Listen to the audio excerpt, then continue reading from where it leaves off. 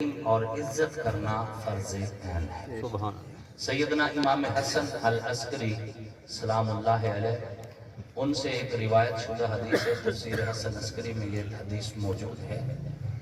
امام حسن عسکری فرماتے ہیں کہ اللہ رب العزت کا فرمان ہے کہ جو بندہ آخری نبی کے صحابہ سے پیار کرے گا اور آخری نبی کے اہل بیت سے پیار کرے گا، میں اس پر اتنی رحمت نازل کروں گا کہ اگر اس کے حصے کی رحمت پوری دنیا میں تقسیم کر دی جائے تو سارے گناہگاروں کی بخشش ہو جائے۔ سبحان اللہ۔ اللہ کو اتنا پسند ہے نبی کے یاروں کی تعریف اور نبی کے گھر والوں کی تعریف۔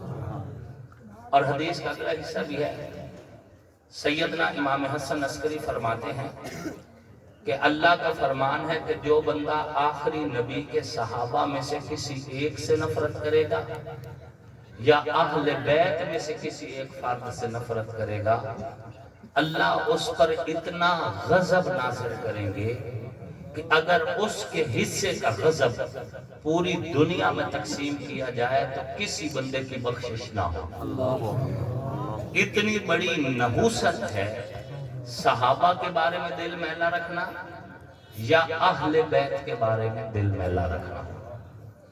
سامعین محترم، یہ کائنات اس وقت جس قد کاٹھ میں موجود ہے، یہ کائنات اس وقت جو ترقی کی منزلیں طے کر رہی ہے، یہ کائنات ایمان کی جن بہاروں سے اس وقت واقف ہے، اس کائنات میں اقدار کے جتنے اصول وضع ہو چکے ہیں، اس کائنات میں کردار کی جتنی پاکیزگی ترتیب میں آ چکی ہے، اس کائنات میں ایمان کی جتنی باران نازل ہو چکی ہے، اس کائنات میں قرآن جس انداز میں آ چکا ہے، اس کائنات میں جو بلند و بالا تشریحات دین کی موجود ہیں، یہ سب کچھ رسول اللہ صلی اللہ علیہ وسلم کی آمد کا صدقہ ہے۔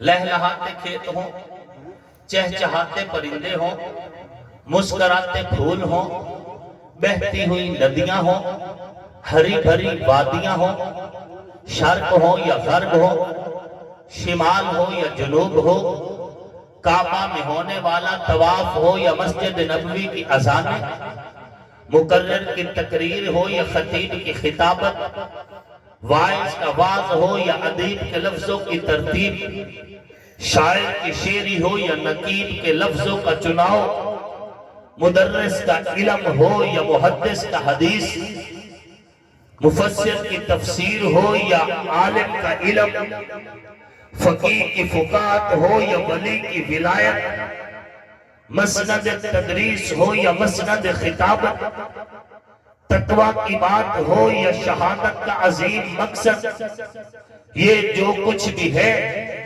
آقا کے قدموں کی برکت سے ہے۔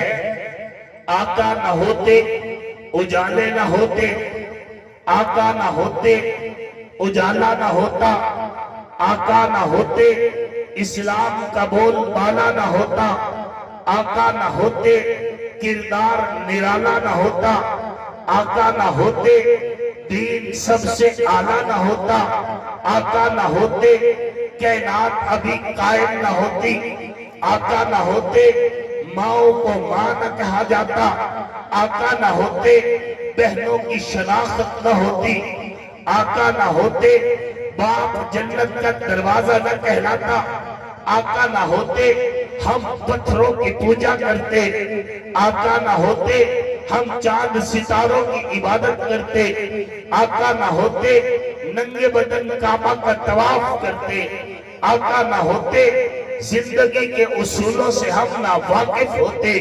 اللہ کا کرم ہے، احسان ہے، جس رب نے ربیع الاول کے مہینہ میں سوموار کے دن بنو ہاشم کے قبیلہ میں عبد المطلب کے خاندان میں جناب عبداللہ کے گھر میں سیدہ آمنہ کی گود میں صبح و صادق کے وقت ایک مہجبی بچے کو بھیجا. ایک دل نشی ہستی کی آمد ہوئی. ایک پاکیزہ ہستی نے دھرتی پہ قدم رکھا.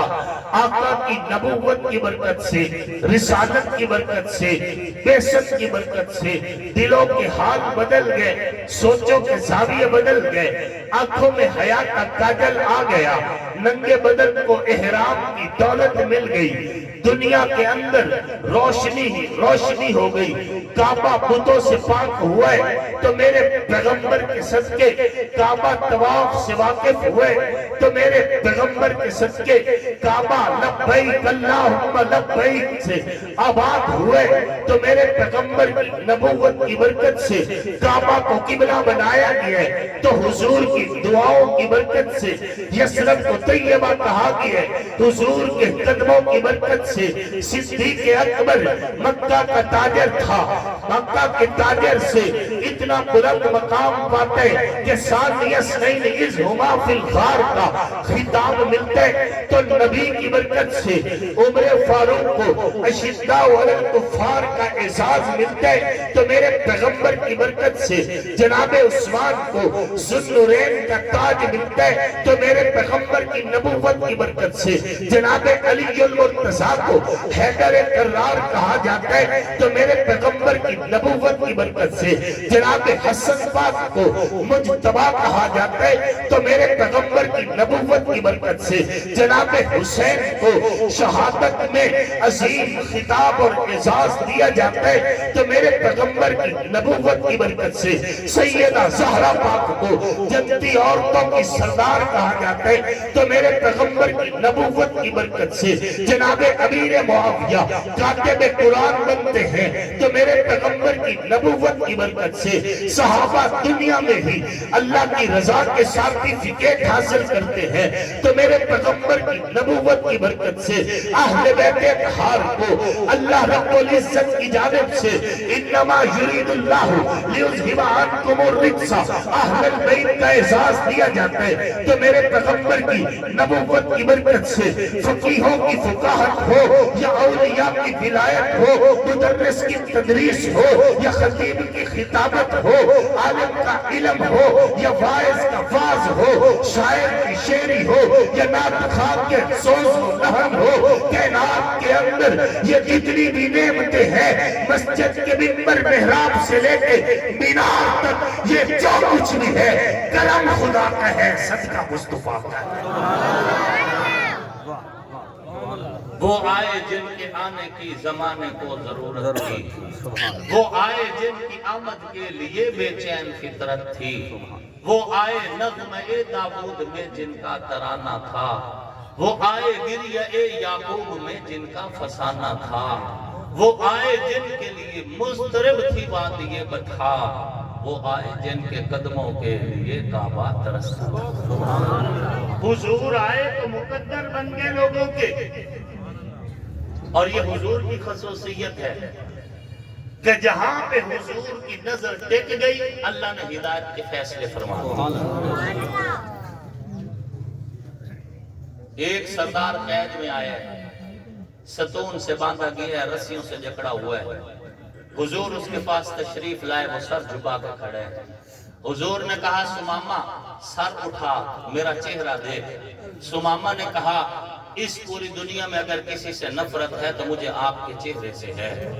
حضور نے فرمایا اچھا میرا چہرہ نہیں دیکھتا، میرا مدینہ دیکھ لے.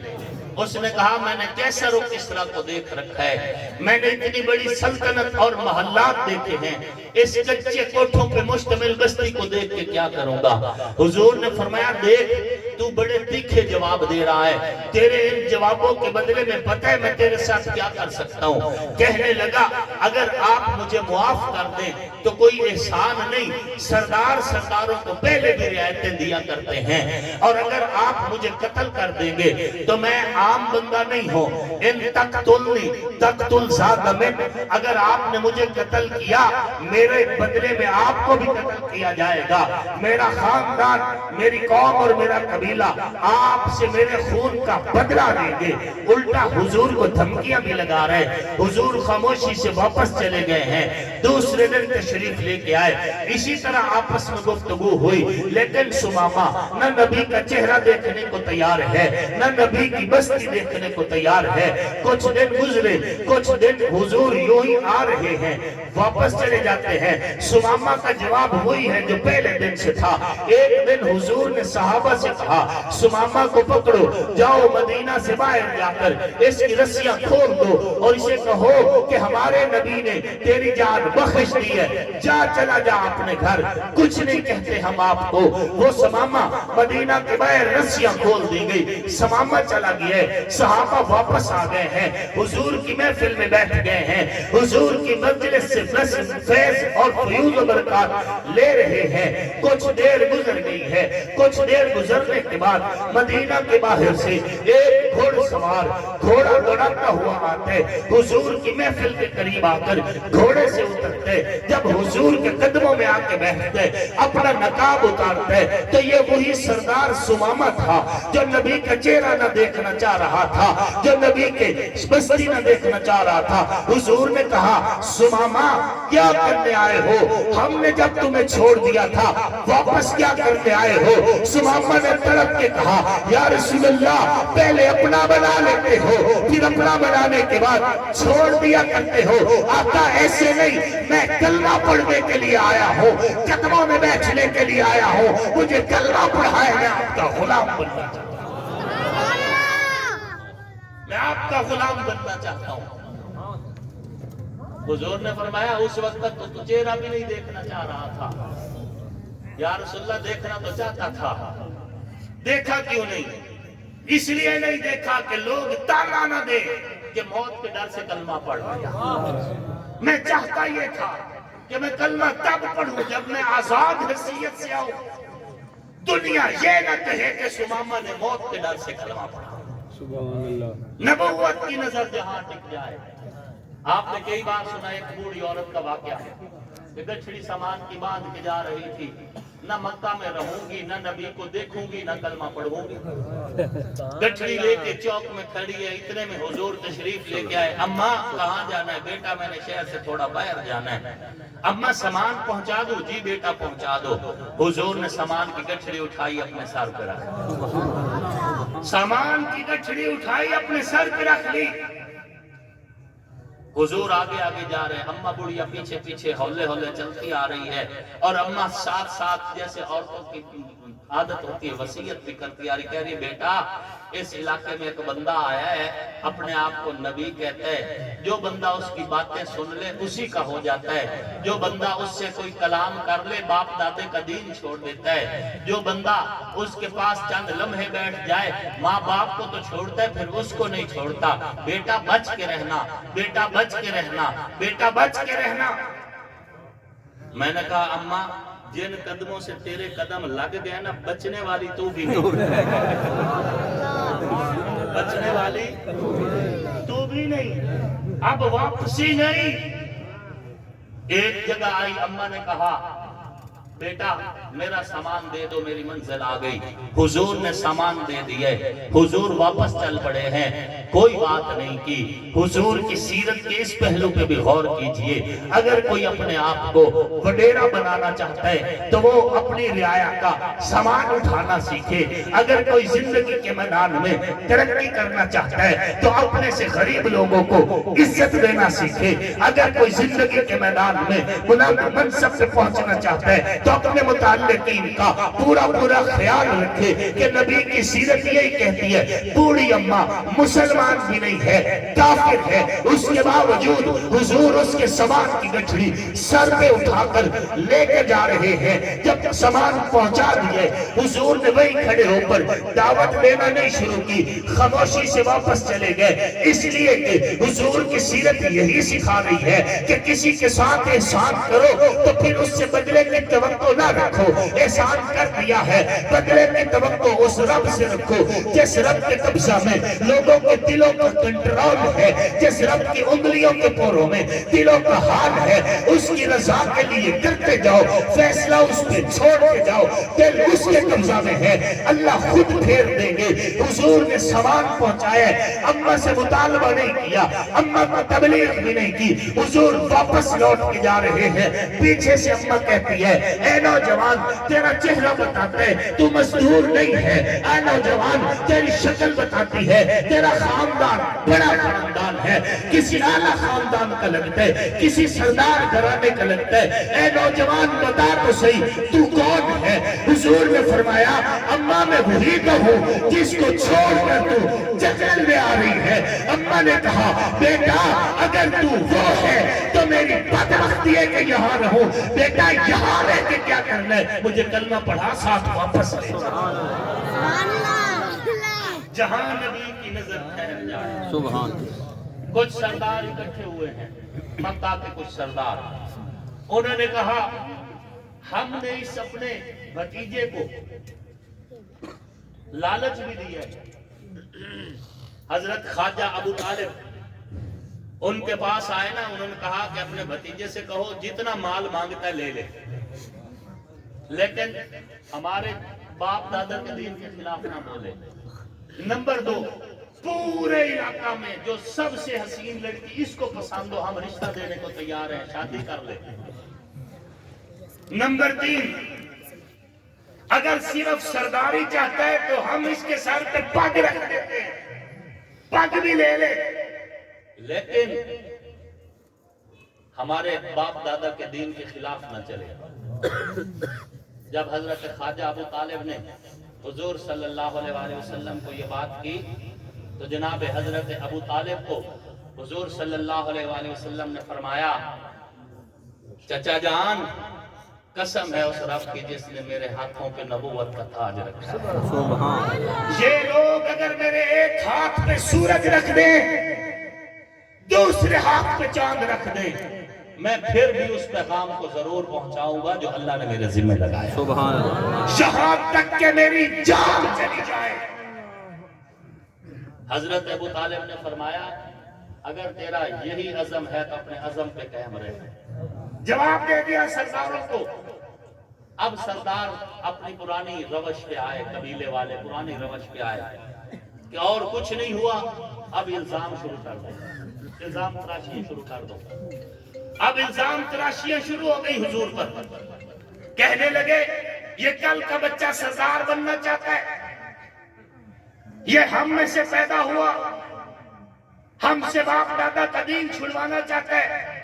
کسی نے کہا یہ جادوگر ہے نعوذ باللہ، کسی نے کہا اس پر جنات کا سایہ ہے، ایک جن ہے جو اس کے اوپر آتا ہے، حضرت جبریل کو جن کہتے ہیں، ایک جن ہے جو اس کے پاس آتا ہے غیب کی خبریں بتا کے جاتا ہے۔ اس انداز میں باتیں شروع کی، کردار کشی بھی کی، لیکن اتنی باتیں کردار کشی صدیق کو نبی کا ساتھ نہ چھڑا سکی، سبحان اللہ، نہ چھڑوا سکی۔ دن بدن غلاموں میں اضافہ ہو رہا ہے۔ سردار اکٹھے ان کا اور کچھ نہیں ہوتا، اب ہمارا پروپیگنڈا بھی ناکام ہو گیا، ہم نے لالچ دیا وہ بھی ناکام ہو گیا، اب کیا کریں؟ ان کا آپ اس کو قتل کرو، اب شہید کرتے ہیں حضور کو۔ کون کرے گا؟ سب کی نظریں حضرت عمر کی طرف۔ حضرت عمر نے کہا میں تیار ہوں، میں تیار ہوں۔ ادھر عمر مشورہ کر رہا ہے، ادھر نبی کعبہ کا خلاف پکڑے کھڑے۔ عمر کو مشورہ ملتے کہ تم تلوار لے کے جاؤ قتل کر دو، حضور کعبہ کا غلاف پکڑ کے کہہ رہے اللہم اعز الاسلام بعمر ابن الخطاب او بعمر ابن حشام، اللہ یا عمر ابن حشام دے دے یا عمر بن خطاب دے دے۔ دعائیں ادھر سے ہو گئی، مشورہ ادھر سے ہو گیا، حضور واپس چلے گئے۔ حضور اپنے ٹھکانے پہ پہنچے ہیں، عمر نے تلوار کھینچی ہے، کانوں میں روئیاں دی ہیں، ذہن میں غصہ ہے، آنکھوں سے غصہ چھلک رہا ہے۔ غصے کے عالم میں عمر یہ سوچ کے نکلے ہیں کہ آج میں نبی کو شہید کر لوں گا۔ عمر آ رہے ہیں، ابھی راستے میں تھے، بہن کے گھر پہنچے ہی تھے کہ نبی کی دعا نے سینے سے لگا دیا۔ نبی کی دعا نے استقبال کیا، دیکھا بہن کے گھر تلاوت ہو رہی ہے، دروازہ کھٹکھٹایا، بہن نے جلدی سے قرآن خورات چھپا لیے۔ آگے کہا کیا پڑھ رہی تھی؟ بہن خاموش، بہن کو مارنا شروع کیا، بہنوئی کو مارنا شروع کر دیا۔ آخر جب مار کے باز نہیں آئے تو بہن نے کہا اے عمر، قسم ہے اس رب کی جس نے محمد کو نبوت بخشی ہے، جس باپ کا خون تیری رگوں میں ہے اسی باپ کا خون میری رگوں میں بھی ہے، تو مجھے مار دے جان سے، اب میں محمد کا کلمہ نہیں چھوڑوں گی۔ جب بہن کا یہ ارادہ دیکھا تو تھک کے بیٹھ گئے، کہا مجھے بھی تو سناؤ جو تم پڑھ رہے ہو، مجھے بھی تو سناؤ۔ فرمایا کیسے سناؤں؟ پہلے غسل کر، غسل کے بغیر کیسے سناؤں؟ نیت بنا۔ اب تیاری ہو گئی، غسل ہو گیا، تیاری ہو گئی، بہن نے قرآن پڑھنا شروع کیا، عمر نے رونا شروع کر۔ بہن قرآن پڑھتی جا رہی ہے، عمر کی آنکھوں سے آنسو آتے جا رہے ہیں۔ عمر کہتے ہیں میری بہن کیا بتا سکتی ہے جس پر قرآن اترا ہے وضحا کے چہرے والا پیغمبر اس وقت کہاں ہوگا؟ بتایا گیا فلاں جگہ پہ ہوں گے۔ حضرت عمر وہاں پہنچے، صحابہ نے دیکھا عمر آ رہا ہے، ہاتھ میں تلوار ہے، صحابہ دوڑ کر گئے، یا رسول اللہ عمر آ رہا ہے، ہاتھ میں تلوار ہے۔ حضور نے فرمایا آ نہیں رہا، میں نے بلوایا ہے، مرضی سے نہیں آیا، بلوایا اور جس نے بھیجے اس نے آج اسے قاتل بنا کے نہیں بھیجا۔ صحابہ حیران تھے، عمر آئے، آگے نبی کے قدموں میں بیٹھ گئے، یا رسول اللہ کلمہ پڑھا دیجئے۔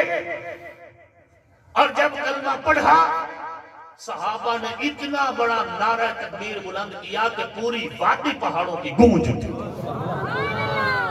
کچھ دیر گزری، صحابہ کرام مصروف ہوئے وضو کرنے میں، تیاری کرنے میں، قبر کے اندر ہی اندر اذان دی جا رہی ہے۔ تیاری اس وقت کے اعتبار سے اذان یا نماز کی تیاری جیسے بھی تھی۔ حضرت عمر نے پوچھا کیا ہو رہا ہے؟ ان کا نماز کی تیاری ہو رہی ہے۔ ان کا اللہ کا گھر کعبہ نہیں؟ کہا ہاں، تو پھر نماز یہاں کیوں؟ کیا بات ہے، گھر کعبہ ہے تو نماز یہاں کیوں؟ کہا وہاں کے سردار کعبہ میں نماز نہیں پڑھنے دیتے۔ عمر نے کہا عمر نے کلمہ پڑھ لیا ہے۔ بات سمجھے؟ عمر نے کلمہ، آؤ آج نماز کعبہ میں ہوگی۔ صحابہ کو لے کے عمر کعبہ کی طرف چلتے ہیں۔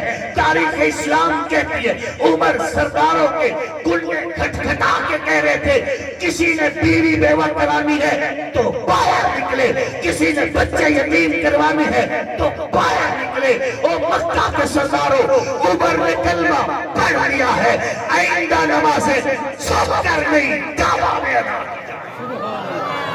سبحان اللہ، زندہ باد۔ عمر نبی کی دعا بن کے آیا ہے، جہاں نظر محمد کا نشانہ ٹھہر جاتا ہے وہاں اپنا تو اپنا ہے، بیگانہ ٹھہر جاتا ہے۔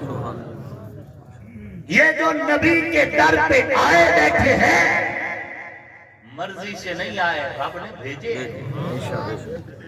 اس کی مرضی۔ ابو جہل چاچا ہے، سکا چاچا ہے، لیکن ایمان نصیب نہیں ہوا۔